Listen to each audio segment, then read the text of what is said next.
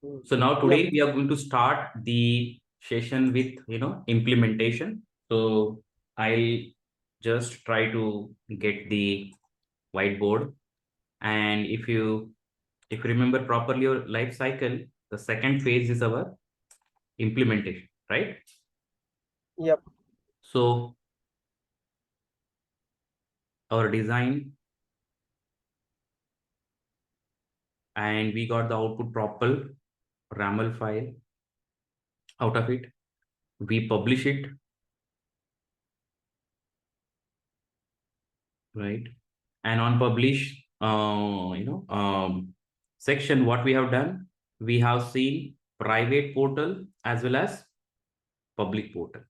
Okay, and we have seen three things here, right? So documentation, proper documentation, then we have seen API portal, and we have seen API console also there. So we have from the exchange also, we have tested our API, and we have given the public access, so that even the people other than my Anypoint platform, they can go ahead and use this console, use this portal documentation, and know about my API, what exactly the API is, right? Yep. Now after this, we are going to enter in the phase called implementation. Okay, so we are going to use Anypoint Studio for this. In future, we'll get Anypoint Code Builder. So this Anypoint Studio is a desktop IDE. Okay, and right now we are going to use the latest version called 7.14. Okay, so Anypoint Studio is nothing but on top of Eclipse. Okay, so Eclipse is a Java IDE, Java desktop IDE. On top of the MuleSoft specific wrappers are added. Okay, and it becomes a Anypoint Studio. Okay, in Anypoint Studio, out of the box, there'll be embedded stuff like our Mule runtime will be embedded over there. Latest Mule runtime will get it. Maven, which is a build tool, that will be embedded over there. The JDK will be embedded over there in the studio itself. Okay, and Git also. The Git client will be automatically and out of the box, we'll get it inside the studio itself. So proper environment to run our or to implement our Mule applications, all the stuffs will be there in our studio itself. Okay. So now, Yep. while implementing in Anypoint Studio, we have three options. We can get this RAML. Get means import via Exchange. From Exchange, you can get it, or from Design Center, or if you downloaded already, so even we can import our local RAML file. So we have these many options. Okay, so let's jump on to our Anypoint Studio first. Okay, so let me bring my Anypoint Studio for you.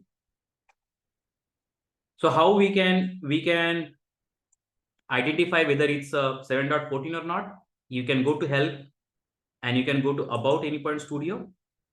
In this window, you'll be able to see what is the version of my Anypoint Studio. Clear? Yes. It's And clear. if you see these icons, right? These are very famous icons. These are Eclipse icons. And I told you, right, on top of it, there is a That's me. MuleSoft libraries or plugins added on top of it, those called wrappers. And that Eclipse becomes Anypoint Studio. Clear? So if any updates are available, it will show here, right? Yes, yes. Okay. So how to do that? Go to, check for new softwares, check for updates. It will be available here, and even it will show the pop-up. Okay. So when you start your Anypoint Studio, updates are available. That option will be coming. Even it's showing me, but it's on other screen. Okay. Okay. So once you launch your Anypoint Studio, if there are any updates, it will show you over there. Clear? Yes.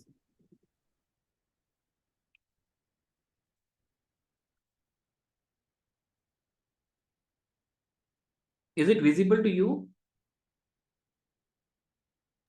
The flow. Yeah. I just wanted to, increase the font. Let me check where Yeah, it. it is visible to me. I Okay. can see listener choice. Yeah, Okay. web UI enabled. Yep, I can see that. Okay, fine. So we'll do few setup stuff over here. So if you go to window, okay, so we have multiple options here. We'll go to preferences, and inside the preferences, you'll get options. So first option, what I wanted to do is I want to connect my Anypoint Studio with my Anypoint platform. Okay. So go to Anypoint Studio here. Okay. If you expand it, you'll see here authentication option. Okay. We can go ahead and add your users over here. Okay. So Anypoint platform is there. Have a look at it. Which Anypoint platform control plane we are connecting? US. Go to authentication part, say add, click on add. The moment you click on add, it will ask you to log into your Anypoint platform, and those credentials will get stored in Anypoint Studio itself. Okay, so next time, so let me go back to my browser.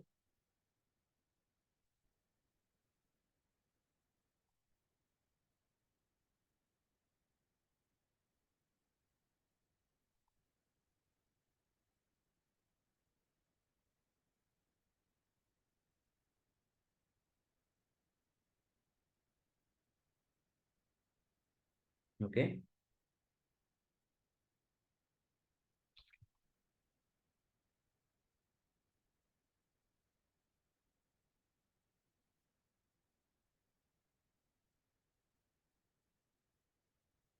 Log into your Anypoint platform.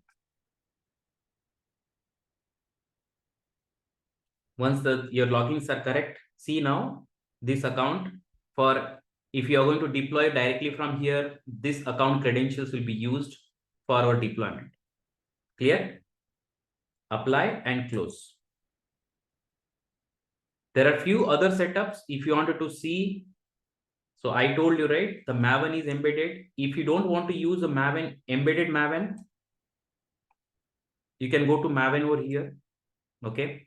And we can point it. Okay. So right now, see the use embedded Maven installation. So we are using embedded Maven, or I can go ahead and uncheck it, and I have my local Maven. I can go ahead and use that. Clear? Both the options are there. Clear? Yes. Okay. Now, if you go to this XML, files here, XML editor, you can go ahead and add, so here we can format our XML files, right? So when we are writing code, all will be XML files only. The business logic will be there in XML files. Okay. So we can say that split multiple attributes. So whenever we are configuring it, we'll get for each module, there will be attributes. So if you want those attributes on, separate line, we can go ahead and say split multiple attributes on each new line. Okay. And we can say that line width, right now it's 72. We can go ahead and make it 140. So some configurations I'm just doing it for, our XML files will be more readable. Right now, if I say cancel, and if I show you one of the XML file, right now, if you see, so let's talk about logger right now. So logger has a level and the name and then ID and then message, right? So right now, if I format this, so for formatting shortcut is Control Shift.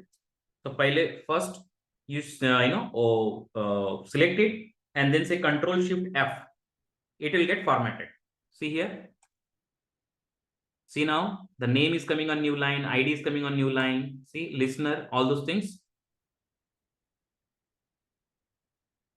Yes. Clear? I got it. Yep, Yeah. I got it. Yeah. So this is what it's more readable now, right? Yeah. So this kind of setup we'll do it here. Okay. Now if you go here, you can go to file and we have so many options. So we can create Mule project here. We can create API specification project here. We can create template. From template, you can create a project. We can create Mule domain project. Okay, we'll learn about this. What is Mule domain project? Okay, so we can create project from example, template, or RAML. Okay, so this project you can even create empty project, or you can create a project from RAML. So you'll get a skeleton for that API specification automatically. Clear? Okay. Then we have options to create new files. We can create text files. We can create folders.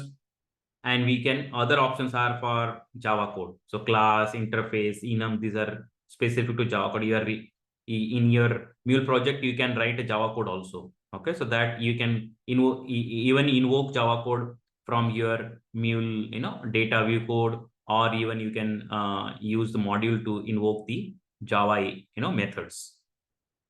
Clear? Yes, yes. Okay, once you have written the project, we have option to import and export. Okay, so import, you can go ahead and import all the projects in one shot, or you can go ahead and one by one you can import it. So right now the default option selected is select one project at a time, or even you can go ahead and select a jar. That jar also you can import it here, either a folder project or a jar or API specification from the design center. Clear? If you want to really select complete workspace in one shot, you want to select all the projects and open it here, this is the option. Existing projects, go to into a workspace. This is the option. You can go ahead and you can select more than one project and import it in one shot. Clear? Okay. Yes. So if our previous account is closed, like after 30 days, and we have workplace, right? So we can import that all the projects here, right?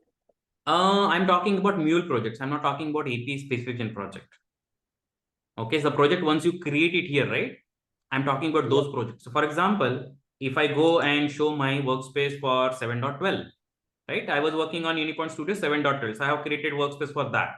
Okay. So if I bring that over here, and if I go to my workspace here, okay. And if I show you, see, I have 7.10, 7.11, 7.12. Now I have created new workspace. Now I wanted to have this project which I have created inside my 7.12 workspace for my Anypoint Studio. I want to import those projects in my 7.14 workspace. I'm talking about these projects. These are Mule projects. Clear? Yep. So yeah, I was talking about this only. That, okay. I can, if I want to import the whole MuleSoft workspace, I can. Yes, you can. That is the option. If you want to select a selected project one by one, then this is the option, right? If you go to import, there are two options. You can go directly and go here. It will go, say, if you say next, select the project. And if you go here, right? So right now I'm 7.12. Okay, so I'll say this project. Now I don't have option to select multiple projects. See, only one project I can select. Right? So this is one by one. Now if I go with another option, which is file, same option, import, instead of selecting this, I say existing projects into workspace. Go ahead.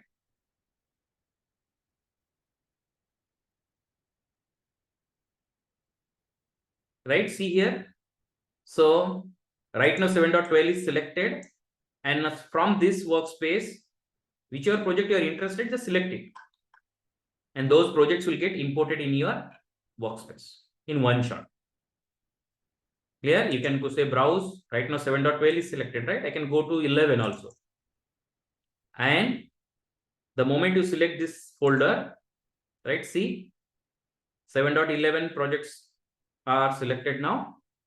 And this will be imported. And then since it was created in 7.11, this project will get updated in 7.14. Clear? Automatically. Okay. Now you can go ahead and even you can switch the workspace if you want. And now finally you can export the project if you think you're ready for deployment. You can go ahead. We have multiple options here. And finally, you can go to Mule project and say next. What all projects you wanted to deploy, create a jar, build that project, create a jar. Then you can go ahead and do that. Okay. So let's say I wanted to say this one, wherever it's getting created. So you'll get option here, attach project source, include project modules and dependencies. Okay. So if I unselect this, what will happen? This will only attach the project source. Okay. We don't need project modules and dependencies if I want the jar for my Anypoint Studio. Anypoint Studio automatically, based on the project source, it will include the project modules and dependencies. Okay. So if I only go with attach project source, very lightweight jar will get it. Very lightweight. Okay. Okay. But if I create include project modules and dependencies, very heavy jar will be created. That heavy jar we need it for deployment. If I want to deploy to Cloud Hub 2.0, Runtime Fabric, for that we need this. Okay. But Otherwise, just otherwise attach from project source. If we select this, it will select all needed dependency and modules, right? No. If I only say attach project source, no project modules, no dependencies will be there. Okay. Only code will be there. Okay. So the base, when you are importing this next time into your Anypoint Studio, it will look into the POM.xml and automatically add those project modules and dependencies automatically. Okay. But your Cloud Hub is not that intelligent, right? Cloud Hub wants whatever required to your project. So then for that, we need to generate this jar file. Got it. Okay. So if you want to just take a backup, don't use this option. You will save a lot of space. Okay. Let's check it. Okay. Just wanted to create this jar. So let's go ahead and it's getting created in my users under users folder. We'll see it will be there in hardly KBs. Okay. And once you create this one with the second option, it will be in MBs. Okay. Let's see this option quickly. Okay. Because this is also comes in certification question. Okay. This, when you're exporting with this first option, when you're exporting the second option, what is the difference? Okay. So exported. Let's look at our jar size now. So if I go to my users and here, so just now we have created 15 KB. Have a look at it. Only 15 KB, right? Now let's go back and right click on the project. Okay, hope that is the project we exported, and go to export option. Next, both options are selected, right? Those both checkbox are selected.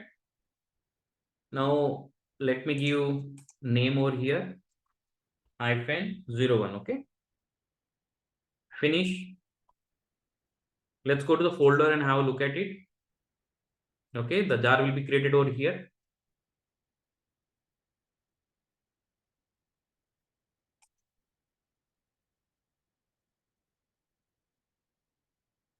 Hope you got the clear idea about this, right? Yes. Now have a look at it. See the difference, man. Where is the 15 KB and where is almost 2000 KB, right? That means 2 MB. Clear, Kunal? Yep. Okay. Okay, so we can go ahead and directly there are shortcuts here. Okay, during our implementation, we will talk about all those shortcuts. Just wanted to show you few things so that we can start our project. Okay. Okay. Yes. Let's go ahead and start our new Mule project. We are going to create new Mule project. So let's say Mule project and your proper name. So our API was SBI Bank REST-API. This API could be your experience API, process API, system API. Right now, we are not naming that way. We are just simply saying API. Is that clear? Yes, it's clear. Now you see here, you have option to select Mule runtimes. Right now, see 4.4.0 enterprise edition. Okay, this is the, yeah. You can have here 4.3.0. You can have even 3.9. You can install, you can add those Mule runtimes inside your Anypoint Studio. Since I have downloaded recently 7.14, so I have latest one. But anyway, you can go ahead and add the plugins over here, and you'll be able to see multiple versions of Mule runtime. Okay, so there is option here, see install runtimes. Now we have option to get the RAML file. I don't want to create a empty project. If you don't select anything from here, it will create empty project. Okay, and nothing will be there. Just a project structure will be there. So we'll talk about that also when we have dedicated session for that. But today we are going to see how to create a project skeleton from our API specification. Okay. Now I have option to get it from design center. I have option to get it from local. I have option to get it from import published API. Let's go ahead and have a look at it from the published one. Okay. So there is an option to select it. I am going to select that API which is published inside my Exchange. So I'll go ahead and say from Exchange. Now this guy will be automatically connecting to my Exchange by using those credentials. In the first step, we have configured credentials, right? See, automatically that credentials are automatically selected. If your credential not selected, go ahead and say add account. Okay. Now just go ahead and search for just type SBI. It will show you for SBI what all things are there in your Exchange. See, it's there. Who published it? You look at that and then select it. First, this specification will get added to your project. Okay. The moment you say finish, it will get added. See, so downloading the RESTful API. It will get downloaded inside our project. Now it's added. See here. Now, once you say finish, it will scaffold. There is a service called scaffold. Okay. That will read this specification and it will generate a skeleton project for us. Okay. It will use all the metadata. It will use the mock data and generate the flow or complete application for us. Inside that, there will be a flows. We'll talk about how many flows will be created. Okay. On what basis those flows are getting created. Okay. So we'll talk about it. So now let's say it will take some time. I'll go to my whiteboard and let's talk about how many how many flows inside that application to be created. Okay. Yeah. So this point I think we have discussed, but let me add one more time. So from Exchange, we are taking the RAML now. Right? And we are taking it in the Anypoint Studio. So Anypoint Studio, this is import option. Anypoint Studio will create a Mule application, Mule app.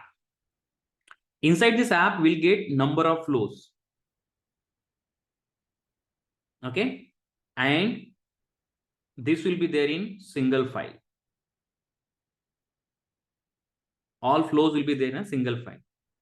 Now the number of flows created is equal to, so I'll write a formula.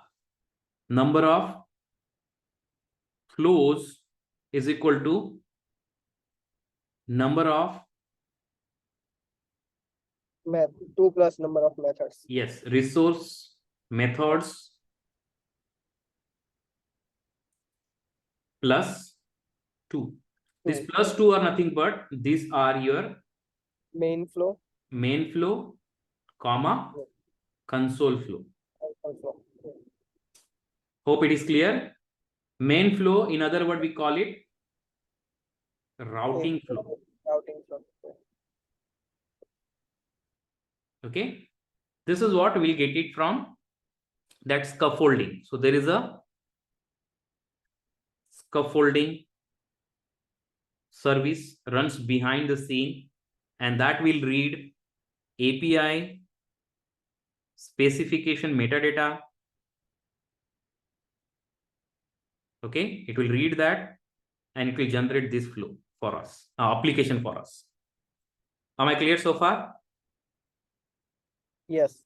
Okay, let's look at whether flow got created or not. have a look at a flow. I'm going to keep only, so here, right now you see the multiple projects are there. I have created for some other use cases. So if you want to keep your selected project, okay, you can go ahead and create a working set for you. Okay. So you can say new working set. It will be a Java working set, because all Mule projects, I'll come back to that point. So you can say this is our batch 30, right?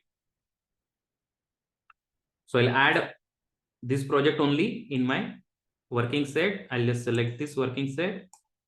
Now see how clean it is. So for example, let's say you're working for 2-3 clients, right? And you're implementing project for them. If you want to differentiate within the same workspace, you want to differentiate or logically group those projects, you can do this way. Clear? Okay. Okay. Okay. So now look at our canvas. Close others. Okay. So now we'll get a XML file. This extension will be XML. So we have UI as well as we have XML file. So look at here.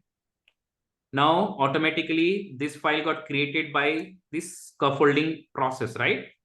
Now see, it's scumbled everywhere. I just do one thing, Control A, Control Shift F. It will get formatted properly. Okay. Yep. This is one thing. So one thing, because we are creating this from RAML file, that's why this structure is there, right? Yes. Yes. Because I didn't see when I use any like choose the API connector or something like that. API key router or something like that was not there. So yeah.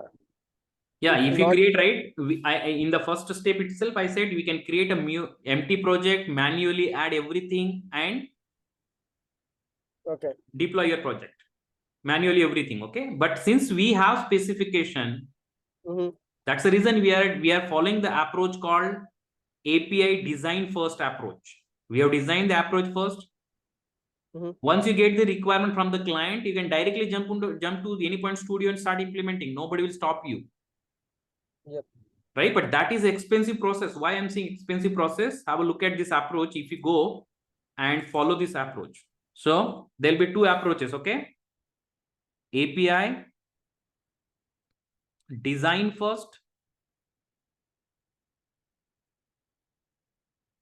API design first approach and API implement first approach. Or in other words, code first. Or code first approach. There are two approaches, okay?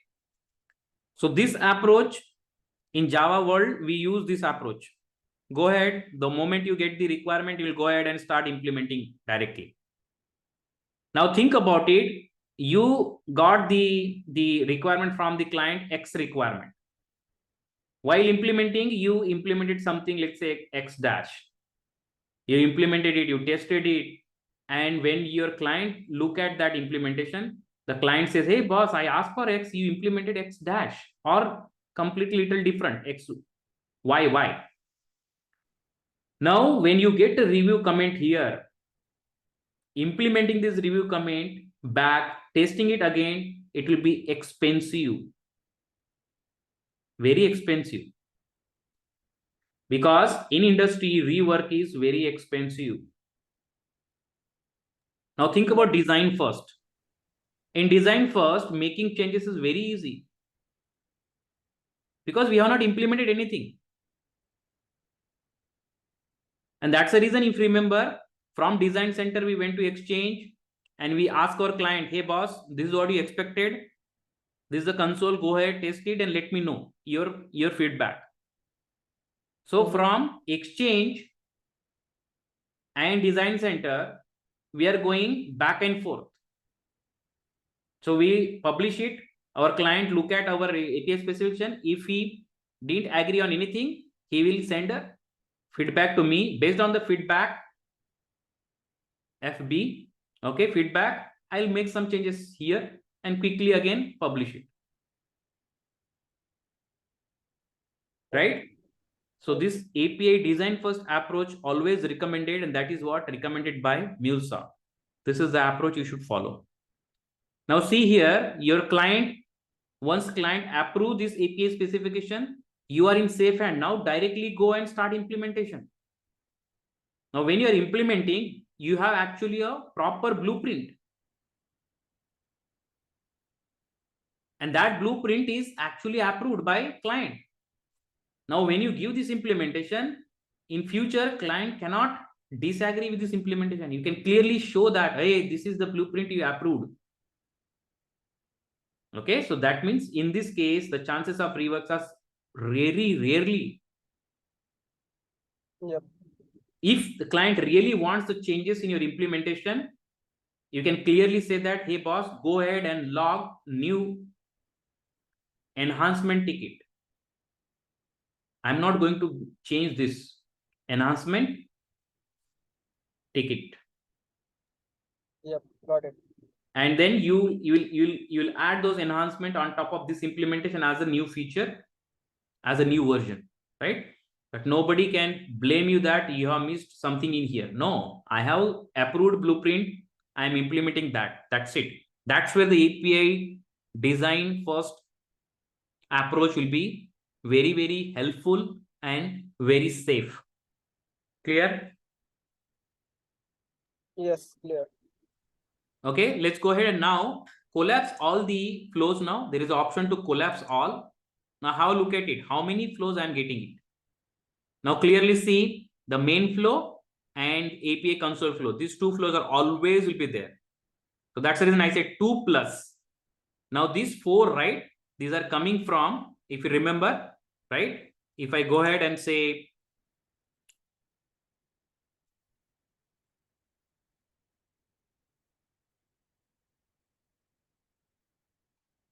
right? If you go to tool, so these two will be always there. The number will vary over here. Okay, so this number is coming as a 4, right? So that means 2 plus 4, 6.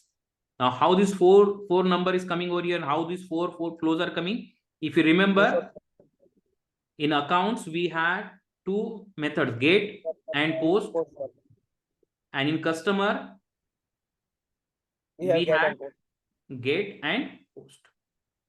Now what formula we wrote, right? 2 plus the number of resource methods, these 2 methods plus these 2 methods.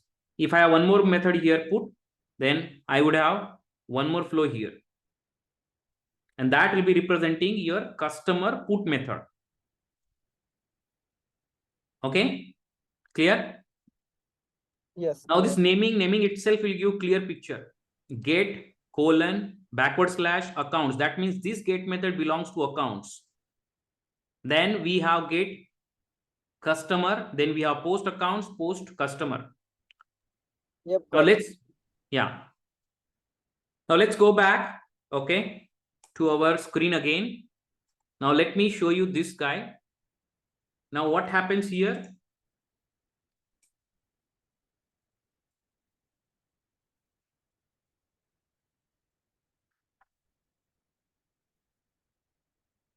Now this API kit router is the intelligent guy over here, okay? So this guy, so now in this application, okay, whatever applications we have just now implemented, I would say, which was created by scaffolding by using API specification.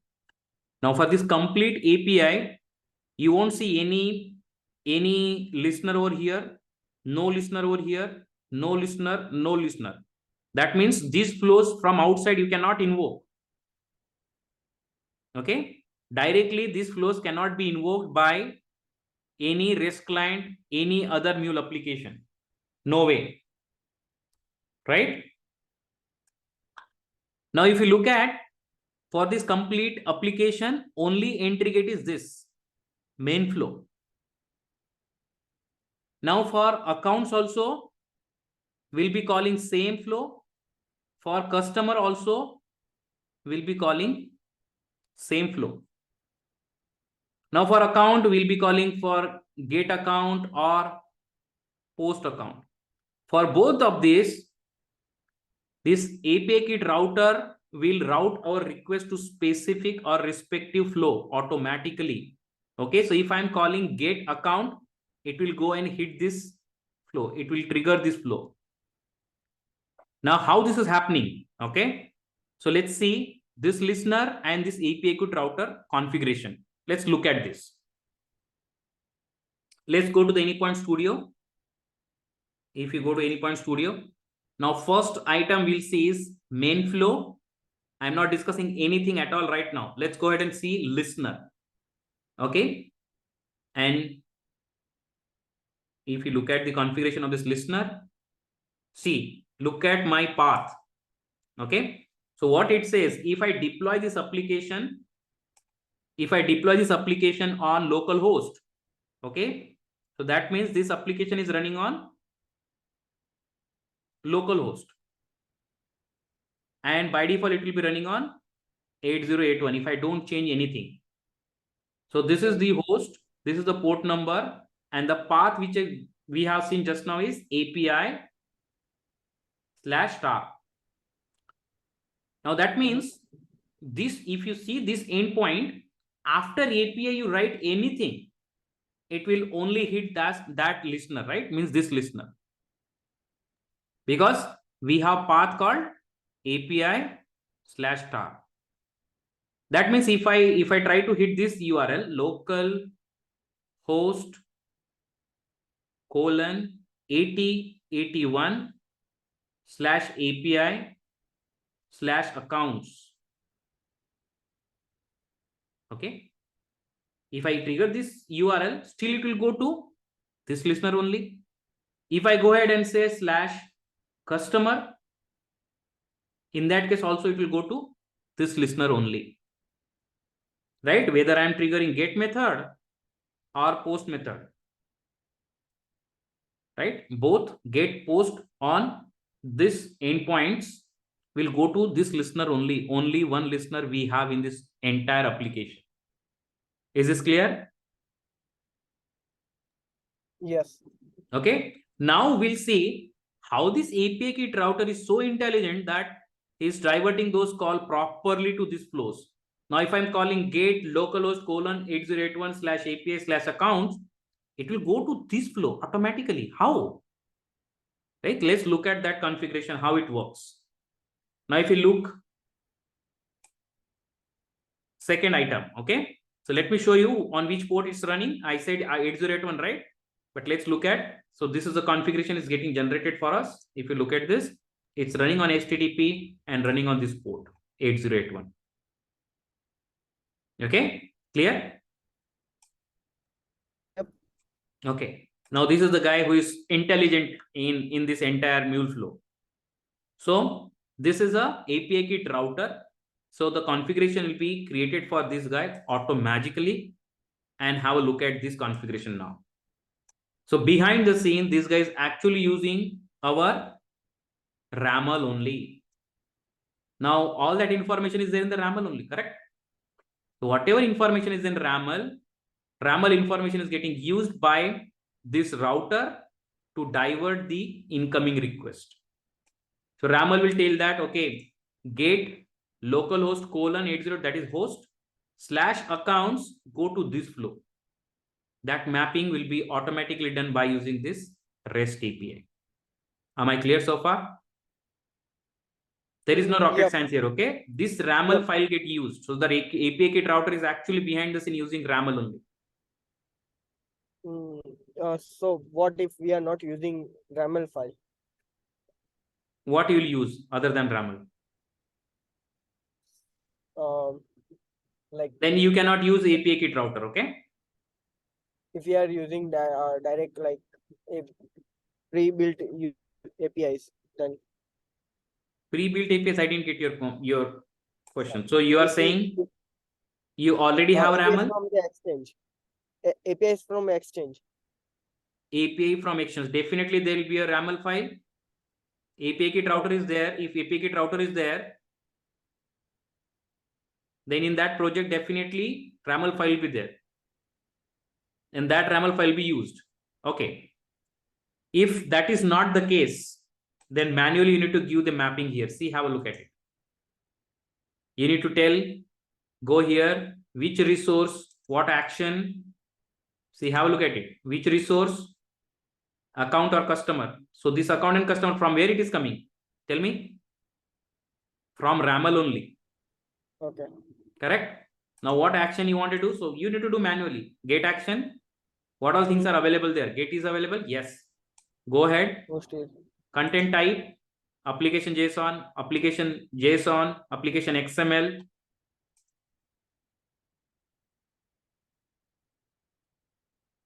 If I go to next, it should show me this is some UI bug.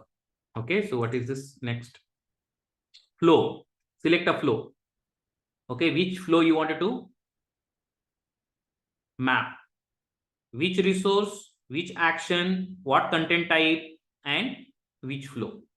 So if you create a manual flow, if you want to map it, you need to add the mapping over here.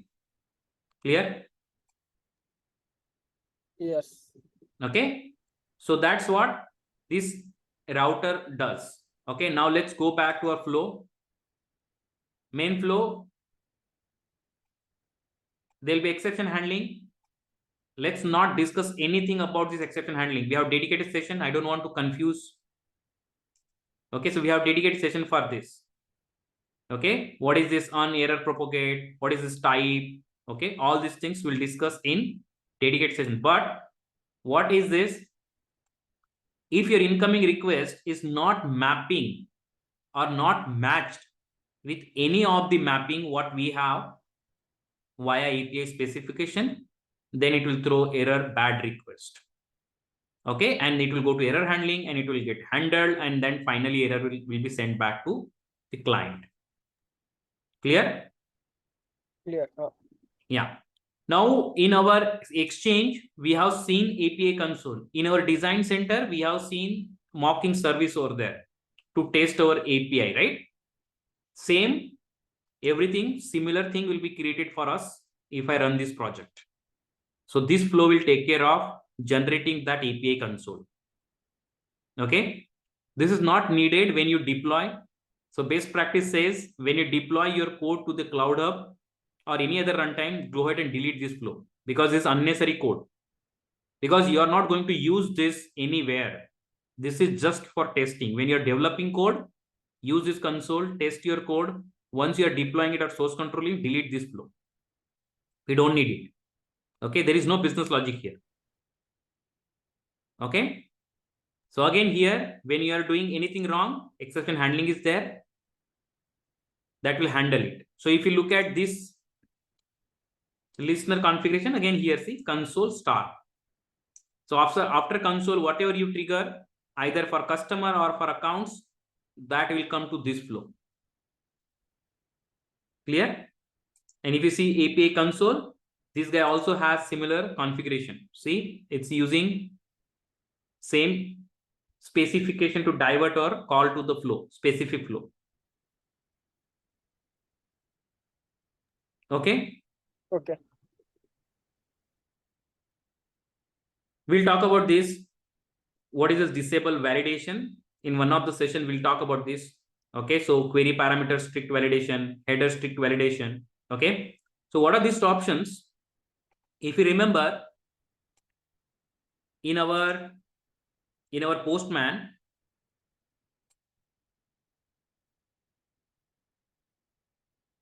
this is the URL we have triggered, right? Account type is equal to saving. Now, if I go ahead and add one more parameter here, let's say, which is not there in my ETL specification, query parameter is not there. Okay. Now I want to pass something like, this is okay. Branch is equal to Mumbai. If I pass this extra information, let me see. It's still giving me output. But do I need this branch is equal to Mumbai? Somebody can pass here SQL injection, right? Somebody can say that, okay, go ahead and execute this statement on my server. So delete from, okay, delete from employee table. This is called SQL injection, right? If your API is allowing extra stuff, this can happen, right? SQL injection, XML injection. So this is security violation. To stop this, this is the option we have. Query parameter strict validation. Whatever query parameter you have mentioned in your API specification, only those query parameters will be allowed. Similar goes with headers. Okay, strict headers, you are expecting only authorization, so only authorizations will be send it from your postman. If you send other headers, it will fail. Okay, it will send you bad request response back to the client. So these two options, if you really stop the, generally we stop this query parameter strict validation. We already seen one strict validation on the request level, right? You remember? Yes. Additional property is equal to false. That means Right. in your body, you cannot pass any extra stuff. Yep. Clear? Yes. Okay. Now let me go back again. Let's have a look at it. So the console is clear. Main is clear. Now if you look at the get accounts, see only transform activity is there. What is this transform activity? We'll see it later, but let's open it. For this also we have dedicated session, okay? To write the data view script. Now if you look at the transform, whatever mock data you remember, for account we have written mock data, same thing is added over here. Now when you're implementing this, what you will do? You will delete this transform from here, okay? And you'll be actually connecting to database. So you'll go ahead here in add modules, you go and add the database module from here, right? To your project. You go here in the database module and you'll say select activity and you'll add that activity here. Okay, and you'll actually go and connect to database and get the data for that specific account. Right? Instead of hard coding here, you'll be actually going connecting to database and getting the data from the database and then convert that database into this JSON format and then give it back to the client. That will be live data. Okay, let's not do this right now. We have dedicated session for that, how to connect database, how to get the data, how to, get the latest data, all that, how to sync database, all those things we have sessions. So you got the clarity now. Let's work with only hard-coded data right now. So right now we are looking at only 2 records. In actual scenario, we'll be getting n number of records, but the data will be there in this structure only. It has to be. If it is not there in this structure, you convert into this structure, then only give it to the client, because we have clearly mentioned in your specification, my get method of accounts will give me data in this format only. Again, that's how the other developers, coded their code. Where we are going to get the data in this format. There will be account ID key, there will be status key, all that in this order. So this structure has to be maintained in response also. This structure has to be maintained in request also, because we have given this way in our specification clearly. Right? So this is about get. Now post, if you see the post of account, here if you see this is the output will get generated. Now, here also you'll go and you'll add insert activity in actual implementation. So whatever request you are getting body, that body you'll be adding out here. If you are getting array, we'll be adding bulk insert.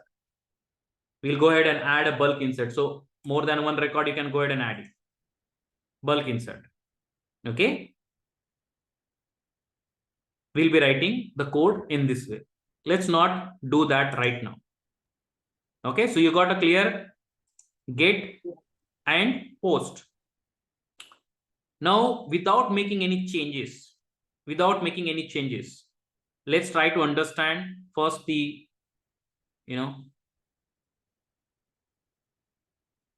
just hold on. Edit working set. The project is not properly added.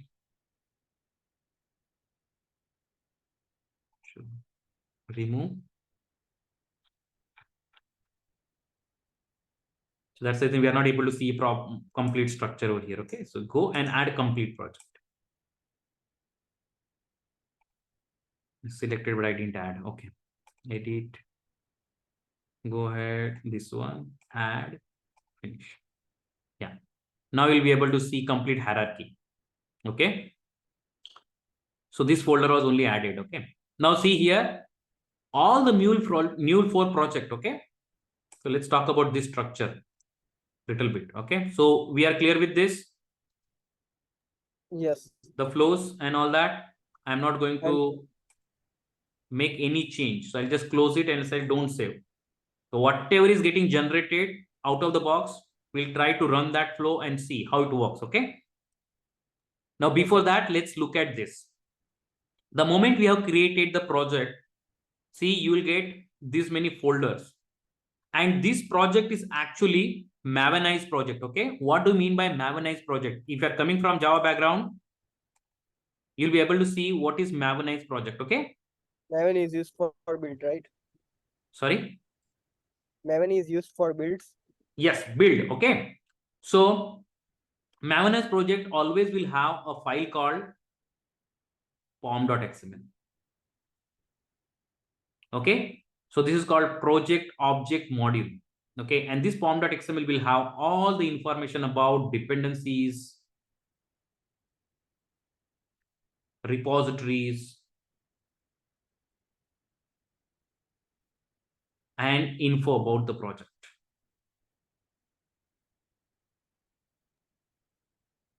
In info, there'll be a properties, there'll be a coordinates like your group ID, your asset ID, your version, all that information will be there in this POM.xml. Repositories from where you're getting, okay, dependencies, plugins. So these dependencies and plugins will be coming from the repositories. All that information will be there in the POM.xml. Let's look at that file first.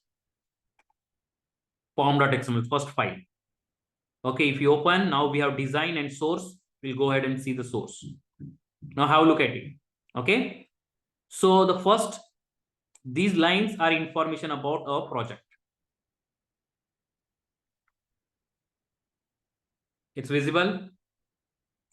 I have increased the font. Okay. Now I talked about the properties. These are few properties. Properties are nothing but a variables. Okay. Or placeholders, we can say. Now, these properties, I can use it anywhere inside this POM.xml. Okay. How to use those properties? The syntax is very simple.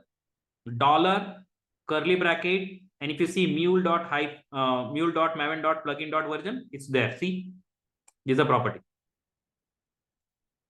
Clear? See how to refer that property in any of the place. This is the way, this is the syntax. $, curly bracket, and this. Now, these are the properties. These are the coordinates of my project, right? See, group ID, asset artifact ID, version, packaging. So how we are packaging this flow? This is a Mule application. Sometime it will be plugin. Sometime it will be connector. Okay. Now, if you go down, we have given the build information also. So for build, we have two plugins used, and these are Maven plugins. One to clean the project, second one to build the project. So clean plugin will be used. So let's say previously you build it, right? And that build generated some files. If you want to clean those files, so this plugin will be used. And now you want to freshly build it again, this Mule Maven plugin will be used. This will be used to build the project also, and this will be used to deploy the project also. So we have dedicated session. We'll be configuring this plugin to deploy our application from Maven itself to our Cloud Hub. Okay. Right now we do right click and deploy and then go to the Cloud Hub. Okay. Instead of that, we'll be running command line commands. Okay. And then we'll deploy the project. To deploy that way, we need to configure this plugin properly. Now build is done. Dependencies I talked about, right? So By default, these two dependencies will be there even if you create empty project. One dependency for HTTP connector, one dependency for socket. So these two will be always there. Minimum dependencies, two dependencies are always there, whichever project you create, empty project or project from API specification. And this dependency, you remember, it's coming from the exchange, and this is our actually RAML project dependency. See here, this is the group ID, this is the asset ID, and this is the version. And this is RAML, and it is coming in the form of zip. We downloaded project, right? Zip project, the RAML project, specification project, and we got zip file. Remember? Yep. Yeah. So, yeah. So dependencies. If you add the database, I show you. Let's show quickly. So now, if I go and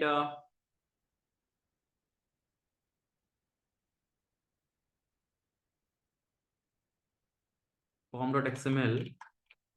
Yeah. So let me first remove it, okay? Because I have already added. Okay. So I'll just go ahead and I'll remove this module, okay? Remove module. Because earlier, only these two modules will be there and this API kit will be there, okay? So now if you go to the POM.xml, you'll be able to see dependency one for HTTP, second one for socket, third one for our RAML, and fourth one for our API kit router. So these four dependencies will be there the moment you create a project from API specification. If you create an empty project, only these two dependencies will be there. Only these two. Okay. Now, if I go ahead and add any module to my project. Okay. So let's go ahead and click on add module. Anything you can go ahead and add FTP or database. Let's go ahead and add a database. The moment you add database, okay, go to POM.xml. Now, you'll see the dependency added over here. See the database dependency added automatically. And same will be visible in your hierarchy also, project hierarchy. See now, database 1.13.6 is added over here. Clear?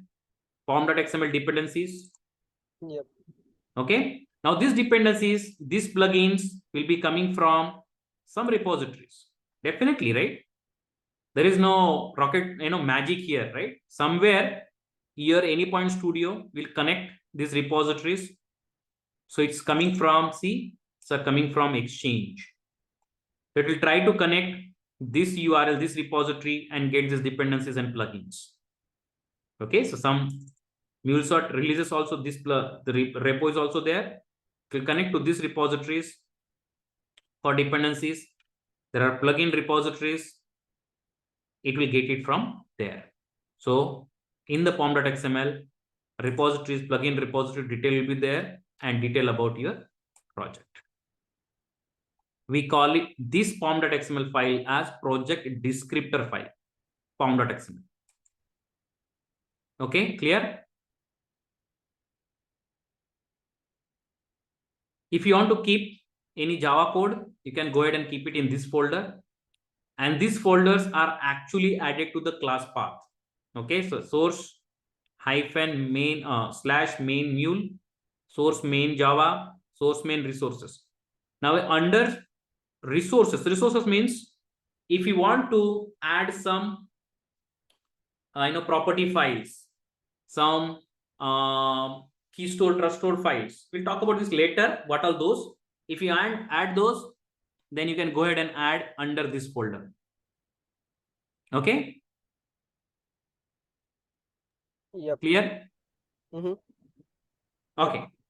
Now, other than this, we'll be writing some test cases. Okay. So main mule is done, Java is done, resources is done, 3 folders. And this test, these 3 folders are there for testing our project. So we'll be creating MUnit test cases and those resources will be created over here. Okay, these 3. That time we'll discuss those things. Rest of the things are dependencies and libraries. Okay, so dependencies we have seen. API kit is a dependency, database is dependency, HTTP is dependency, our socket is dependency, and our API specification project is added as a dependency. Have a look at it. Okay, so if you see here, we have account data type, which is coming from Exchange. So that also added over here. And then our API, where we have folders, have a look at it properly. Everything is added here. See, see security scheme, all these things. Okay, if you open this RAML file, it will clearly shown over here, right? Exactly what you have written in our data center. Clear? Now all dependencies. Now JRE system library. This is JDK, which is embedded inside our Anypoint Studio itself. To run this Mule project, this is a Java-based project, right? All Mule projects are Java-based. Actually Java projects. So to run those projects, we need a JRE. And once you build this project, you need to host this application somewhere, right? For that, we need a Mule server. That server will have Mule runtime. Okay. So this Mule server will be embedded, which will be used for hosting this application. Clear? Yes. Now, whenever you build the project under this target folder, all the things will be created for you. Okay. And whenever you run the clean command, this target folder will be always deleted. Whenever you build, this will be created.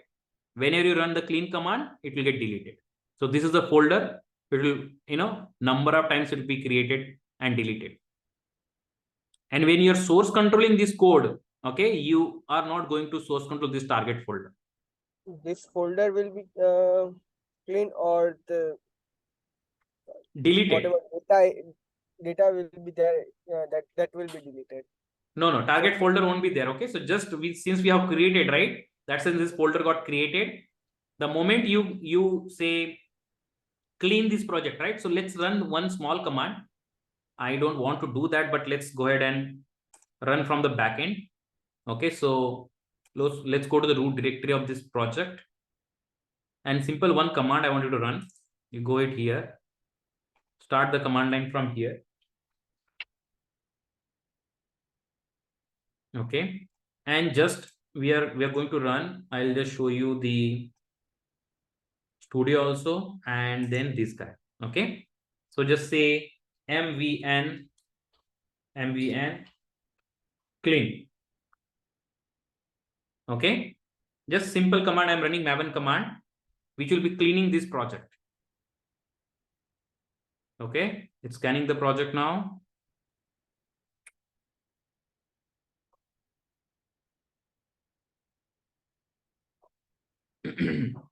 Done. If you refresh this project, refresh it. So let me right click. Okay, close this. Right click and refresh.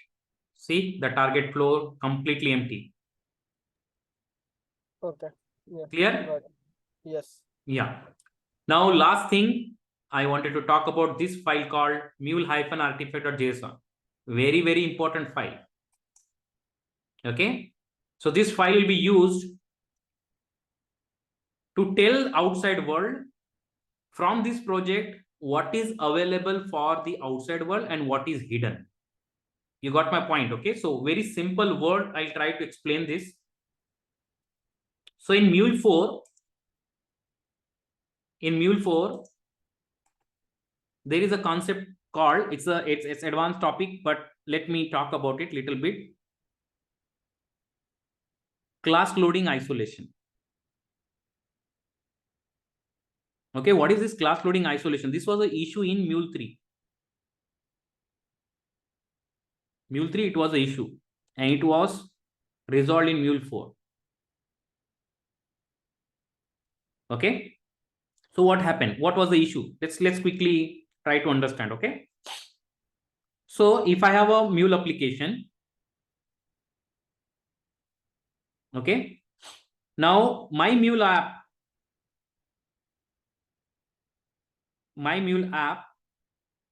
has a dependency on HTTP. So you see, I have HTTP dependency. I have database dependency. Clearly, see those two dependencies are there in my Mule app. Correct? Yep. Now let's say we have a jar, something like text jar. Now the 1.1.0 is expected by this HTTP. Same jar 2.0.0 of the same jar file, different version, okay, is expected by DB. Same jar 1.1.1 is expected by my Mule application itself. Now look at this scenario, okay? There is a jar called text.jar. It has different versions. My Mule application is expecting 1.1.1, HTTP is expecting 1.1.0, and my DB is expecting 2.0.0. Right? In Mule 3, this was causing conflict. And to resolve this conflict, you need to handle it explicitly. Okay, what happens? The Mule application will get high priority, and inside your class path, only this jar will get loaded. Only this jar will be loaded because application will get a high priority, and only text.jar, this version will be loaded in your class path. Now think about it. DB was expecting some functionality which is actually removed from this text.jar, which was there in 1.1.0. That's the reason we came up with a 2.0.0.0, right? Now, when DB was trying to execute, this will be trying to execute this guy, and the DB was expecting that new functionality, new functions, those are not there. That means in Mule 3, there is a chance that your application won't work as per expectation. Right? Sometimes even you'll throw error. See, the new function is not at all there in 1.0.0, and your DB was expecting new function. Since only one jar got loaded in your class path, this problem, the jar conflict problem, was there in Mule 3. Now in Mule 4, how this was resolved? In Mule 4, everything is a module. Your Mule app is a module. This is a module. This is a module. Every module gets its own class loader. That time in Mule 3, there was a common class loader. Common class loader, which was coming from your application. Okay. Now in Mule 4, own class loader. Your Mule app will get its own class loader. HTTP will be having own class loader. DB will be having own class loader. If those guys are having class loader, they will be loading their jars in their territory here inside. So whatever is loaded here, it's not visible to HTTP. Whatever is loaded inside HTTP, that is not visible to this guy as well as this guy. What is loaded by Mule, that is not visible to HTTP and DB. So how we are hiding and how we are saying what all things are exposed.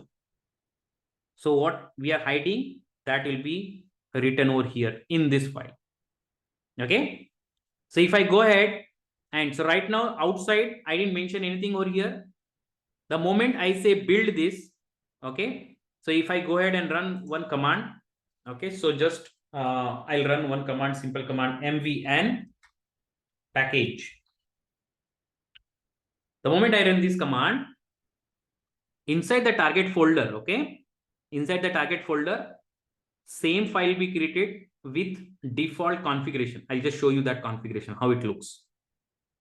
So in that configuration, you will be able to see what is visible from this my Mule app and what is hidden.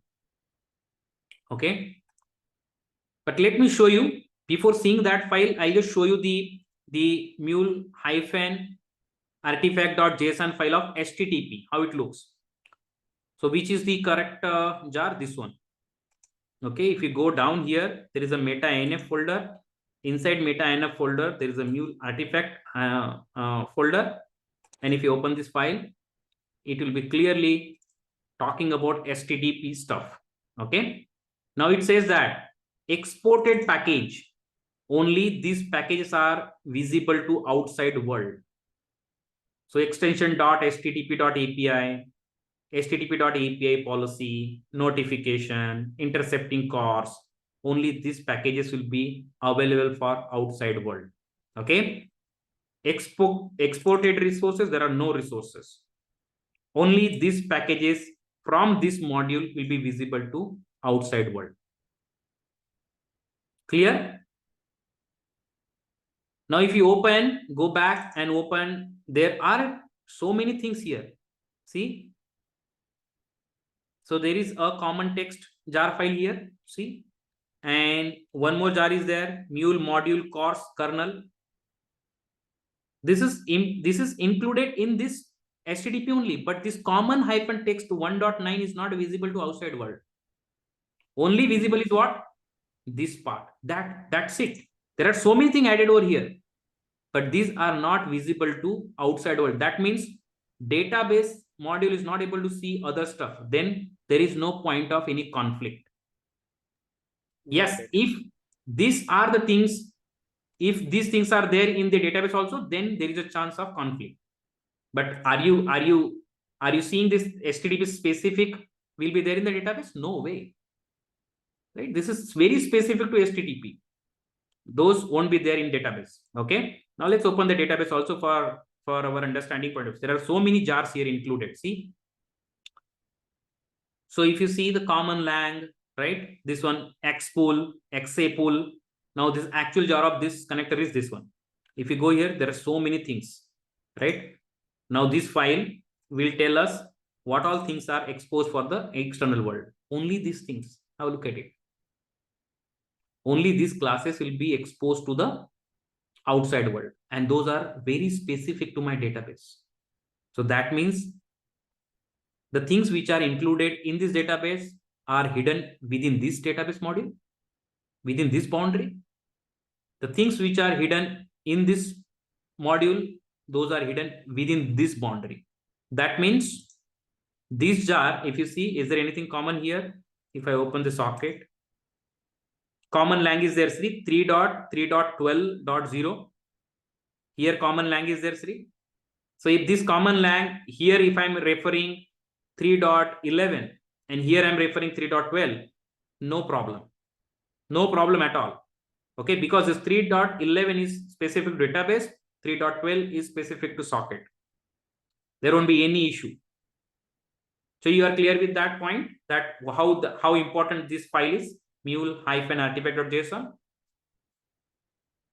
It will tell you the story, what things are exposed from this module, what things are hidden from this module. It won't tell what is hidden, but the things are not exposed here, those are hidden. That means if you're telling these are exposed, that means indirectly you're telling that rest of the things is hidden. Clear? This project structure and everything. Okay.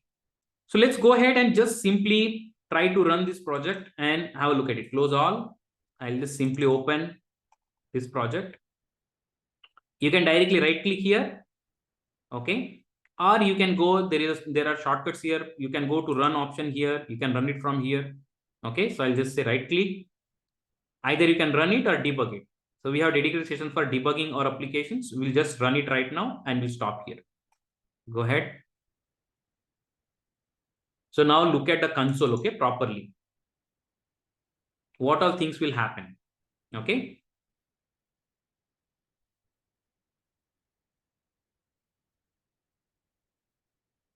Now building the project. See the plugin, which plugin is getting used? See, to build the project, Mule Maven plugin, which version? 3.8.0. See here stages, clean, validate, initialize. So these are, again, these are a certificate question, okay? What is getting triggered first? Clean, validate, initiate, and then compile. Okay, so this is your mule horn. So what can be the question? I didn't understand. Okay, so question will be, what is the order of your mule maven commands? Oh, okay. Okay, so whenever you build it, from here you can see the order. First is clean, validate, initiate, and then compile. Okay, so now it's getting built, right? One more thing I wanted to talk about it. When it was starting, there was something called Tanuki Software. See here, there is a Java Service Wrapper Standard Edition called Tanuki. See here, Tanuki Software. Okay, so that wrapper will be initializing, and then so what is that wrapper means? Let me just so this is a Tanuki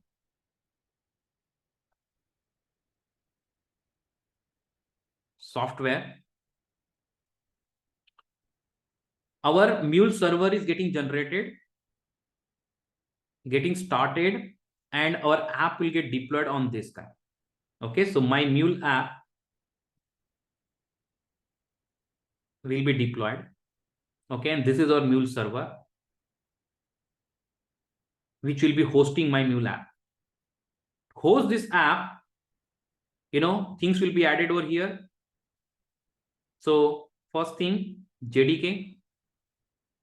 Second thing, Mule runtime, whatever version it is, 4.4.0. And on top of that, our app will be there. Okay. Now, Tanuki Software, what Tanuki Software does, Tanuki Software, it actually monitor this Mule runtime or Mule server. What all things will get monitor? This guy will monitor the health of this server, whether it's reachable or not, whether it's running or not, application is running or not. Everything will be controlled by this Tanuki software.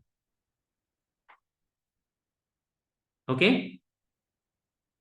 So extra software will be there on a kind of wrapper. We call it wrapper software, which will be taking care of the health of this Mule server.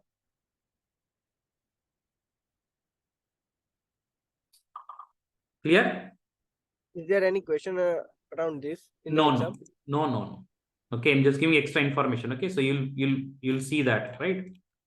Now everything is deployed. Let's look at our code, whether it's deployed or not. You see here, deployed. Now, if you look at the deployment here, so first thing is your domain project is getting deployed. Right now, your domain project is default domain project. Nothing is there, okay? In one of the sessions, we'll talk about domain project. Other than this default, we'll deploy one more project called domain project or custom domain project.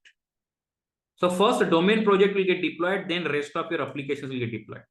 This is the order. Always domain project first, then your applications. Clear? This is the order, it will be there.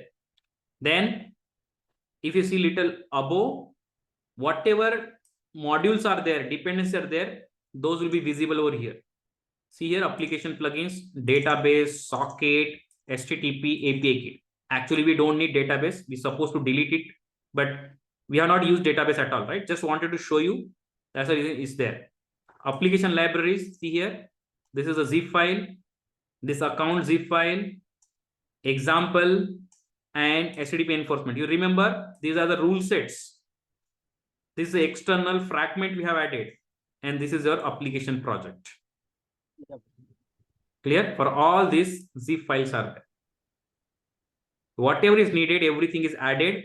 Then only the domain project was deployed, and then your application was deployed. Unless your Mule is up and running, Mule server is up and running, you cannot deploy anything. So the order you see, everything was prepared for us first. Then Mule server was ready, up and ready. Then domain project was deployed. And then finally your application was deployed. That is the order. Clear? Yes.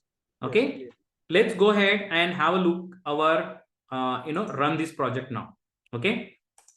So if you go ahead now, the same URL. Now I don't want this mocking URL, right? I want now where it is running on HTTP. What is the host? Local host. Port 8081. Right? Port number 8081. Simple. Okay. I don't want this right now. Okay. Just for the understanding, I have added that. Now, if I trigger this, I am sending account type, that is my query parameter. Okay. I just replaced the mocking service URL with my implementation URL right now. No changes, right? So in my query parameter, I have added in header, we have authorization. Still, we have not deployed any we have not applied any policy, right? So this value is not going to get validated anywhere. Okay, so now if I trigger send, so right now see here, no listener for endpoint accounts. If you clearly see our code in our listener, if you go to the listener, see it is added API. So I need to add before accounts, before my resource, I need to add. I intentionally did that. Okay. So only replacing mocking service URL is not enough. We need to add /API. Okay. Now if I trigger it, it should give me a proper response. See here now. Clearly. Right? Now you can go and trigger our customer also.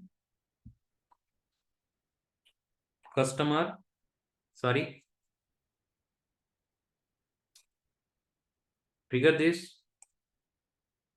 See here, you are able to see proper output. Clear so far? Everything is clear? For me, yes. Okay. So let's stop here, and tomorrow, right now we are deployed on local server, right? Tomorrow we'll deploy to Cloud Hub from here. Okay. So we'll use approach directly from Anypoint